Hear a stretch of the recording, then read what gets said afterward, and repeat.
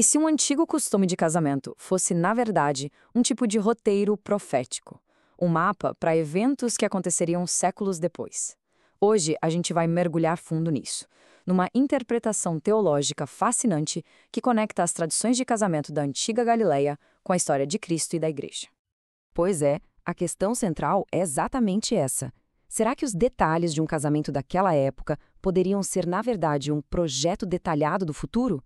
É essa a premissa que a gente vai desvendar agora, passo a passo. Para começar, a gente precisa entender um conceito que é a chave de tudo: a tipologia. De um jeito bem simples, é a ideia de que um evento ou uma pessoa do passado serve como um tipo, um padrão, que aponta para algo muito maior no futuro. Pensa assim, é como uma sombra que revela a forma do objeto que ainda está por vir. Ok, nossa jornada começa com espaços que selam a aliança do casamento, que era um acordo tanto legal quanto espiritual. E é bem aqui que os paralelos surpreendentes começam a aparecer. O primeiríssimo passo era o chamado shedur, o arranjo. A iniciativa, olha que interessante, não era do noivo, mas do pai dele. Era o pai quem escolhia a noiva, quem a considerava digna da sua família. Essa escolha paterna era o ponto de partida de toda a união. E aqui, o primeiro paralelo direto já salta aos olhos. Assim como o pai do noivo escolhia a noiva, a interpretação teológica vê Deus Pai como aquele que escolhe os que vão fazer parte da sua aliança.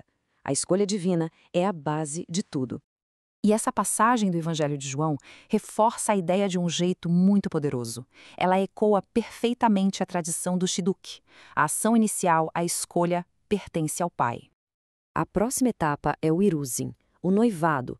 Mas olha, isso era muito mais sério que um noivado de hoje em dia. Era um contrato legal, para valer, um casamento em tudo, menos no fato de morarem juntos. E o momento crucial que selava essa aliança era quando o casal bebia de um cálice de vinho compartilhado.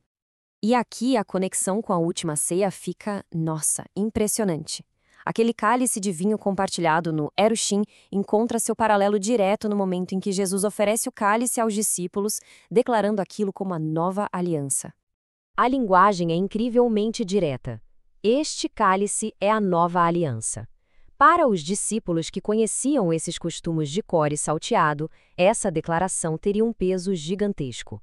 Era o anúncio de um compromisso tão sério e definitivo quanto o Eruzim. Depois vinha um mohar, ou o preço da noiva. Mas calma, não era uma compra, tá? Era uma demonstração do valor da noiva e do compromisso do noivo. Era um presente muito significativo que provava o amor dele e a capacidade de cuidar dela. Um preço tinha que ser pago. Na teologia cristã, a conexão é direta e muito poderosa.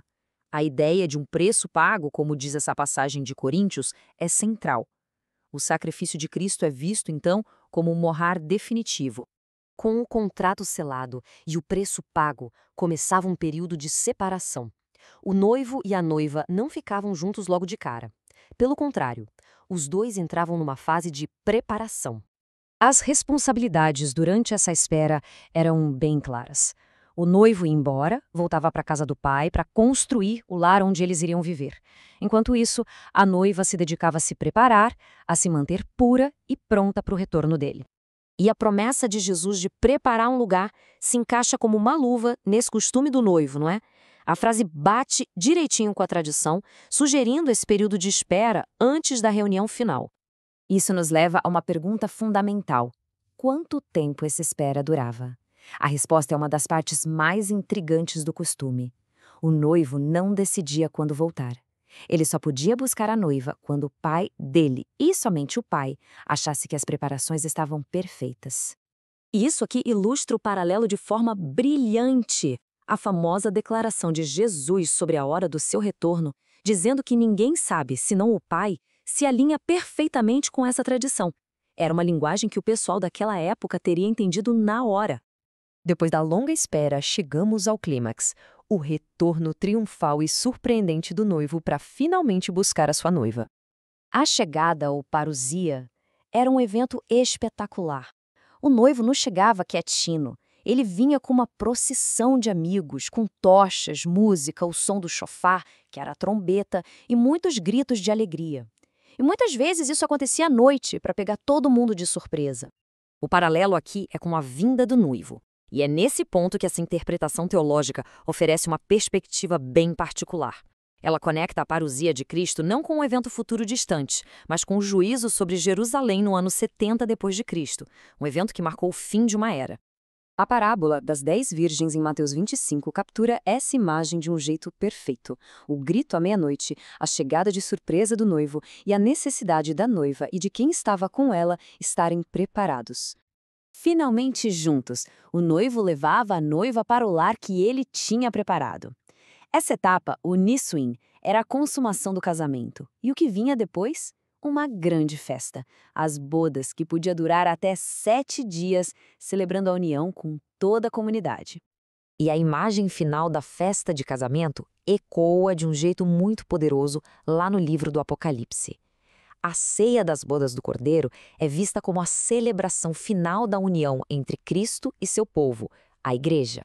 Então, vamos amarrar as pontas. A ideia central é que, ao colocar os costumes lado a lado com a história, essa interpretação apresenta uma linha do tempo que já teria sido cumprida.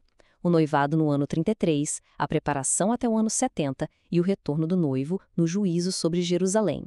A partir daí, segundo essa visão, a união e a festa das bodas já estariam acontecendo. E isso tudo nos deixa com esta pergunta final que é bem provocadora. Se o roteiro do casamento antigo já foi totalmente cumprido, culminando nos eventos do ano 70, como isso reformula as expectativas sobre o fim dos tempos? A implicação é que a união e a festa não seriam eventos futuros distantes, mas uma realidade já presente. Uma ideia bem forte para a gente refletir.